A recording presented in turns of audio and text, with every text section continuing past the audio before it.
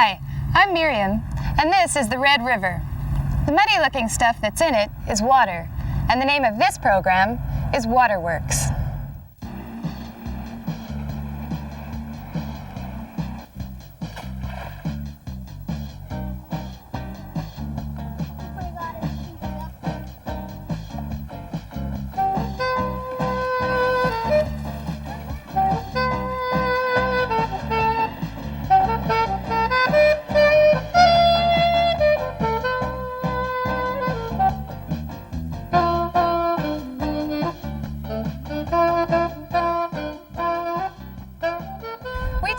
Space on the planet Earth.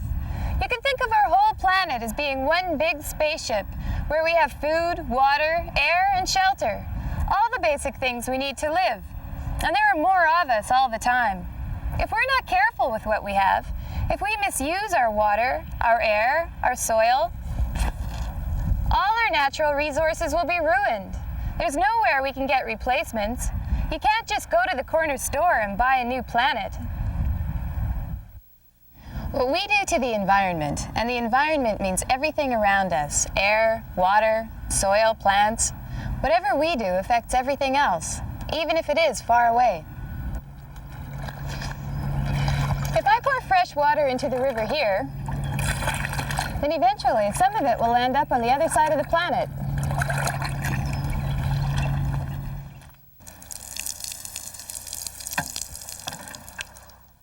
If we look at only one side of issues, on something as big as a planet, we might end up affecting things we hadn't thought about. Sustainable development is the process of making decisions that considers our need to keep our planet alive, stay healthy, and to make sure that there are enough jobs, food, and shelter for all of us, now and in the future. My dictionary says that to sustain means to keep alive. We sustain something by giving it what it needs to survive, and protecting it from things that could harm it. Development is the process of growth through change. Development is sustainable if it holds three sides of a triangle in balance. Economic, which means how each possible choice affects businesses, jobs, and money. Environmental, which means how the world around us could be affected. And the third part, health of society, which is how each option would affect our life and well-being. Sustainable action creates a fair balance between the three parts, making sure that no part destroys another. I have to think about how the thing I am going to do affects myself, my family, our community, and our world. Everybody knows what we do today can affect tomorrow. The key is to think globally and act locally, today. I'm going to make a sustainable decision. My car is really dirty. Would it be better to bring it to an automatic car wash or to do it myself? Economically, it would be cheaper for me to do it myself, but it's a lot of work. And it would be good for our economy to pay for a service like this. Environmentally, there are two things to think about. One is the kind of detergent. Some detergents are better for the environment than others. Also, what happens to the water after it's used? My detergent has the least phosphates and pollutants that I can buy. What does the car wash use? I can pour my dirty water down the house sewer, and then the city will treat it before it goes into the river. What does the car wash do with its dirty water? Maybe they clean and recycle the same water all day long. Maybe they dump it onto the ground or into the river. To find out, I have to ask questions. As far as health and life are concerned, it probably wouldn't make a difference where I have my car washed. So I'll base my decision on the facts and balance the cost of having my car washed against the time it takes me to do it myself.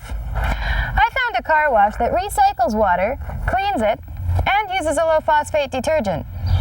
But it's too expensive for me, so I'm going to do it myself. I'll use a low-phosphate detergent and properly dispose of the dirty water. It's not the perfect solution, but one that takes all factors into consideration.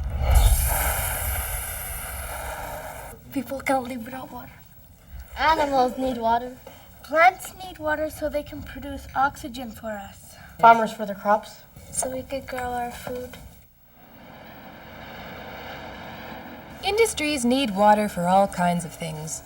Industry produces food, shelter, and clothes, and the things we like to have: cars, televisions, and video games. It takes about 165,000 liters of water to make one car, and we also use our rivers to move things. In many parts of the world, we use our rivers to make electricity. It's the energy in water that toasts our bread and puts the pictures on our TV sets. So where does all this water come from? You get water from the ocean, From the lakes. Rain comes from the clouds. Our water is the same water the dinosaurs used to drink. It's part of a natural process that's always going on, the rainfall cycle. Brent, would you let us know how we get our water? Evaporation. The water evaporates from lakes, streams, and rivers. It goes into the clouds. It becomes a cloud. Condensation. It falls to the earth as precipitation. It can fall as snow. When it falls as rain or snow, it's called precipitation. Sleet, hail, rain, snow. Okay, sleet, hail, rain, snow, and it falls down to the ground. Okay? And then what happens? It goes into the soil. The water goes to the sewers. Where do the sewers eventually go? The water that goes from the sewers goes into the Red River. It goes into the ocean. The oceans and rivers?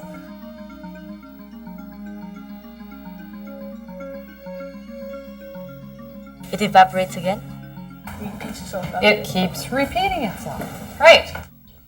Water flowing along the ground, like this river, or a lake or an ocean, is part of the surface water system. Most of Earth, 80%, is covered with water. Melting snow, rainfall, and underground springs supply the surface water system. There's one other kind of water system: underground. Some groundwater is hidden in underground lakes or streams, but most of it is in tiny spaces in the rocks. If we spill old car oil or anything else, it can seep into the groundwater. Many people depend on groundwater from wells like this to survive. Sometimes it seems like we have an unlimited supply of clean, fresh water, but it's not as simple as turning on your tap. Some cities already have rationing. What would happen if we used less?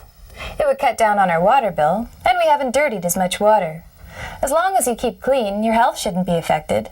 Conserving water sounds like a good, sustainable action. What are some of the things you can do around your home to save water? You can buy bottled drinking water. If you drink bottled water, then you're making more because it's a bottled plastic. You could reuse the bottles. We flush every time we go to the bathroom. Exactly. Now, it's not maybe great if you don't, because your dog might drink it, or it doesn't begin to smell very well every once in a while. Put posters in schools and tell them not to use so much water. Trent. Do more commercials and putting a price on water if you waste too much, get a bill. Put a For price what do you on it. waste? Bill people. So you're going to start charging people more for the more water Whatever they use? waste, yeah. You can write letters to politicians. We waste the water when we brush our teeth or when we want to have cold drinks, so we leave the tap running. If you take a bath, you put a lot of water and you maybe only stay in there just for a little while, and all that water goes to waste. Exactly. You should share your bath with somebody, huh? When you want cold water, you don't have to leave the tap running. Just put 2 liters, whatever, of water in the fridge, and after a while it becomes cold. I'm not going to keep the water running when I brush my teeth. It would be nice to think that our water is clean, but really, we put a lot of pollutants into it. I used to live in Point Douglas, so I just used to go right down the hill because we lived right next to it, and we used to go and swim in there. Exactly. How long ago? About 30 years.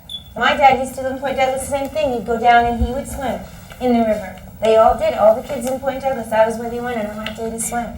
My mom told me before when she was swimming in there that something bumped up against her, and then she turned around and there was a body floating.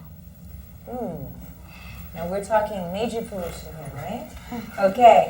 The water's brown, and sometimes you see logs floating around in there. A lot of pollution, garbage, dead animals. Old car parts. You'd find solid human wastes, maybe. Oh, yeah. Right? Moving. You can find cans or Because a lot of times you see people throwing bottles or whatever. Bottles and cans. People even throw bikes in there. People throw bikes in there. So they use it kind of as dumping ground. We put sand on the road so the ice on the roads will melt. Okay, so we put sand and we put another thing called salt, right? You'd sure find a heck of a lot of tires. We see garbage that we put into the river, cans and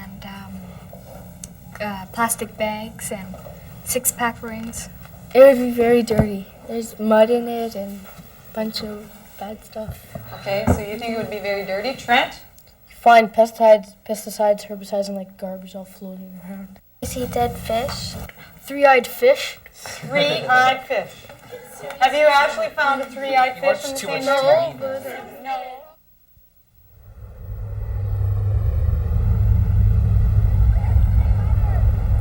You might think three-eyed fish sound a little far-fetched, but there are a lot of examples of polluted rivers and lakes where wildlife has been hurt, deformed through mutation, or become as extinct as the dinosaurs.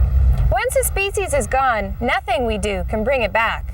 I just want to say that the name Winnipeg, it means muddy waters. They're called sediments? Sediment is tiny bits of dirt suspended in the water. That's what gives this water its muddy appearance. Some sediment is natural, like the mud in this river, but some of it is caused by things we do. What about this stuff that floats around in here? Do you think that's pretty great stuff floating around in there? That doesn't look too great, huh? Okay, what happens when we get sediments in the water? It's not as clear as it used to be. This is our little river or creek, and there's a little plant going down here, and it can't get the light it needs. What's going to happen to that little plant? The plant will die. The plant will die. If the plants don't grow, the plants give off oxygen into the water. No oxygen in the water from the plants, what's going to happen to all the little fish and little animals and little buggies that live in the water? They will die. That's one problem. Another problem is there are some fish who, when they're in the ocean, the way they look for a mate, you know what a mate is? A 29, okay, from Mr. McLeod. Looking for their 29, need to use their eyes to find their mate, okay? Now, if the water is like this, and if maybe we can throw some more in here, right? Make it look even better. If this water starts looking like this, okay, and we have fish in this water who use their eyes to find their mate, are they going to find the mate if they have to swim through water like this? No.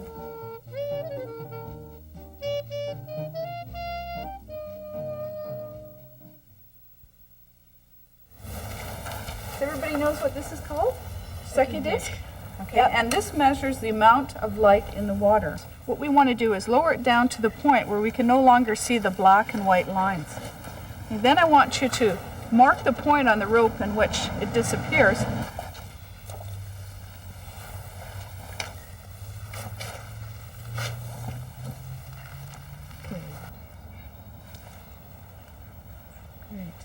Okay. All right. We'll measure the distance of that. What does that read? 37. 38 centimeters. So within 38 centimeters, the light has disappeared to the point where we can no longer see the sucky disc. Have you ever noticed how a dark shirt you're wearing heats up in the sun? Too much sediment makes the water darker so that it absorbs more of the sun's energy and heats up. Many species of plants and animals can only live at certain temperatures. All the parameters we test depend on the water temperature. Okay, so first of all, what we'll do is we'll get you guys to take a sample. Okay, we'll put your thermometer in there and let it stabilize. Okay, yours should have stabilized by now. What kind of reading do you have? And take your reading with the red tip in the water. 9. When we get too many nutrients, we call it getting fat. When the water gets too many nutrients, we call it eutrophication. Eutrophication. It's what happens when there are too many nutrients in the water. That causes algae to grow, which blocks the light the same way sediment does. The green gooey stuff growing on top of the water is called algae. Algae? Algae? Is that on the bottom? And top. And top. And is algae good or bad? Bad for water life. Bad for water? Water life, like fish. Water life. If there's too much of it. You're right. Why? Do you know why? Because it eats up all the oxygen in the water. It eats up all the oxygen in the water, and so what? Fish can't breathe. Fish can't breathe? What else is in the water that may be living? Plants. When algae die, they rot, and that uses up oxygen. The extra nutrients might come from the fertilizer that he puts in so that his crops grow better. Nutrients come from a number of places. Rain washes fertilizer from urban lawns and farmers' fields into rivers. Waste from industries can cause eutrophication, and so can runoff from garbage dumps. But the main cause is the detergents we use to wash our clothes. Low-phosphate detergents help, but not everyone uses them.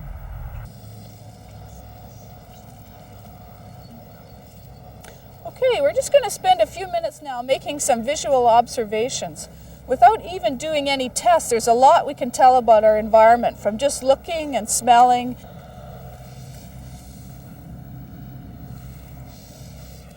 Let's smell the water, see if it smells any particular fragrance. Can you smell anything? Smells like a lot of sediments. Yeah, it smells sort of earthy, doesn't it? And that's from all of the organic material, all of this vegetation that eventually ends up in the creek. And if you just look behind you here, you'll see that there's quite a bit of the surrounding area that has exposed sediments. And what happens when it rains is the water comes down the hill and it picks up those sediments and brings them into the river. So when we don't have a good vegetation buffer zone around a stream or a lake, you can get a lot of sediments. A lot of these plants produce seeds. And if we just have a look at the seed head on this, a lot of these will float off, will drop off into the water, and they'll provide food for ducks and other birds that feed in the water. If they're not eaten, a lot of these seeds will drop into the sediment here and they'll germinate next year. Usually there's a lot of insects and invertebrates in this type of environment. So what we have here, if we can just look, are a number of different kinds of snails, or two different kinds of snails anyway. These ones have all died and they're just the shells that are left. And there's a spider in one of these? Oh, look at that, he's found a dry place to live. It was in my pocket. Which glass of water would you rather drink? This one looks clean, but water can contain mercury and other toxic chemicals. Cleaning fluids, pesticides, battery acids, even gasoline have been found in people's water supplies. Some of them, like mercury and lead, are called heavy metals. They would catch the fish and then they would eat them and they would get the silver stuff inside them. When heavy metals get absorbed into a fish's body or into our own bodies, they stay there, building up until eventually they can make us sick or even kill us. These metals may come from industries, being poured directly into the water, or from garbage dumps. Chemicals make the paper white. Okay. What chemical do they use to make the paper really white? Chlorine. The chlorine will go into the rivers. And the chemicals stay in there. What do you think that chlorine would probably do to you? Kill me. And this water might be perfectly safe. Before I drink either of them, maybe I should ask a few questions. The chemicals in the clouds form acid rain. The acid rain could go down onto the earth and wreck a whole bunch of things, and animal and plant life. Air pollution from smokestacks and car exhaust causes acid rain. Water falls through polluted air, picking up acid and bringing it back to earth. This changes the acid level, or pH, of our lakes and rivers. pH is important. Most plants and animals cannot survive if the pH level is wrong. pH is one of the water quality variables that we monitor in rivers to determine how healthy a system is. Because too high or too low a pH will affect the aquatic life, and some organisms can't survive unless they're in a specific range. Also, the pH of the water is important for irrigation. The Seine River is used quite a bit for irrigation. And if the pH isn't appropriate for that, then we could do damage to the crops. If you would collect a sample of water for me, I'll show you how to do the chemical test for pH.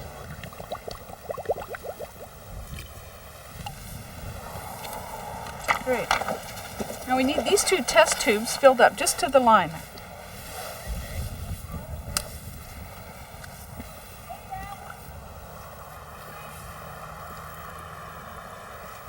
If I could get you to add 6 drops of the indicator to one of these test tubes. Okay, so you can see that the one that we've added the indicator to has changed color. Now what we have to do is put it into the pH kit in order to determine what pH that is. If we open it up, we'll see that there's a number of different colors that correspond to different pHs. So we'll take the one with the indicator and put it there, and we'll take our blank water sample and put it on the other side. And I'll close that up. And what I'd like you to do is just to rotate the wheel until you match up the color of our sample with the color on the wheel.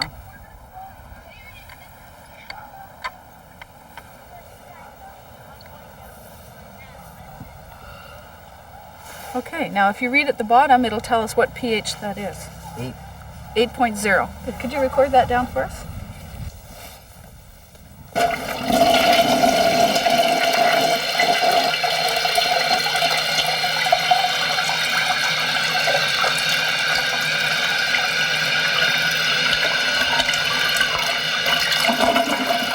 Sewage is coming out of those pipes? They're called microorganisms. Waste from humans and animals, sewage, can create another problem for our water supply. Untreated sewage contains microorganisms, microscopic creatures that can cause disease, ranging from stomach aches to epidemics of typhoid, hepatitis, and cholera. Why do we do all these things to our water? We know how important it is, so why are we polluting it? We don't want dirty water.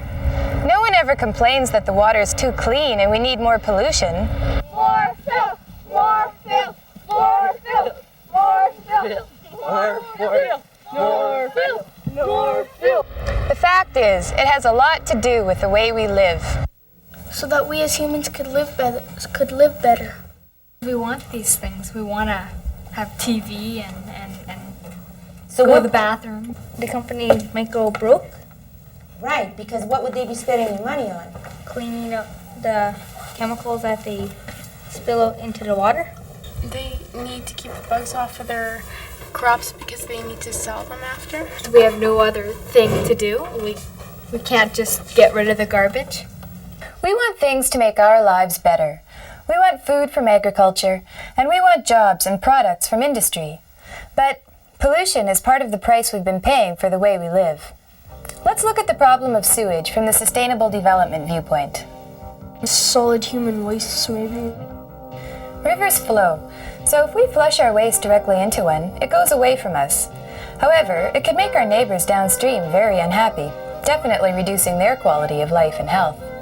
Environmentally, of course, it's good to clean the water we use. But sewage treatment is expensive, and the people in some places, maybe where the problem isn't too bad, don't want to spend the money. Many places just can't afford it. So it's best if we are careful with our water in the first place. Can we afford to let any part of our planet become polluted?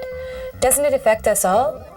We can see that when the economic side of our sustainable triangle becomes unbalanced, the other sides become unbalanced as well, and the possibility of sustainable action is reduced. In the long run, what should we do to sustain our water? Scientific research can lead to new ways of doing things, but we also have to look at how we can help. We can do something about our water. We can change our attitude. We could treat the water. We could treat the water how? How do you mean we could treat the water? Could take out all the impurities, and We can also do a test on what kind of chemicals in there too. we could aerate the water. Why would we test the water? To see how dirty it is or To see how dirty it is? how polluted or we could get a group going to clean up the riverbank and I'll take all the junk out of the river. Cattails or something in there and that might help clean it or purify the water. If we planted trees, it would help hold the ground together better and so the erosion wouldn't be as bad. Wasting water is easy, but it's easy to conserve it too. If you really want to help make the world better, go and get your hands dirty. You can clean up a riverbank and plant some vegetation that's good for the water. It's not that hard, it's a lot of fun, and it does make a difference. In order to figure out exactly what's best for you to do, you have to know what's good about your water and what's bad. That's why we tested the water at Omens Creek and the Seine River. The students conducted 5 tests: a Secchi disc test for water clarity, a pH test for acid level, a water temperature test, an iron test to see how much iron there was in the water, and a visual observation test. They recorded the results. What test did you do? I did the pH test.